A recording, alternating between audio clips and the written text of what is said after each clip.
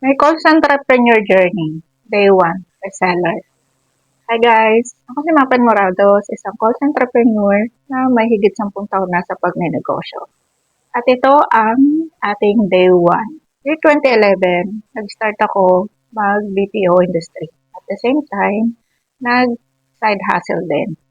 Mahihain ako pero bata pa lang, mahilig na ako mag-negosyo. Mahilig na ako magbenta-benta.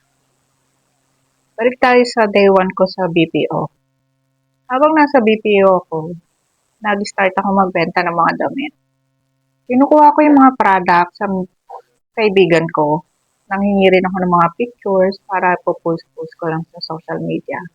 Tapos, pag may order sa akin, ibigay ko lang sa kanya yung item at siya na yung bahala na bumili ng mga items na yon. And then, magkikita kami para ibigay ko yung payment tapos ibigay niya sa akin yung product. Kumbaga, nung time na yon, naging reseller niya ako.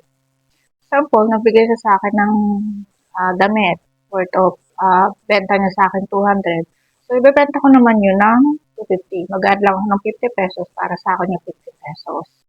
Example, kung may 5 umorder sa akin ng damit, so kung tag 250 yun, meron po 1,250. And then, ibibigay ko sa kanya yung 1,000. So, may income ako or may profit ako ng 250. Tumagal din yung taon yung pagiging reseller ko. Tapos, habang ginagawa ko yun, nag-work ako sa BPO, and then nag-start na rin ako mag-ipon para sa negosyong gusto kong isimulan. Kasi gusto kong magkaroon ng negosyo na magbibigay sa akin ng income kahit wala na akong work.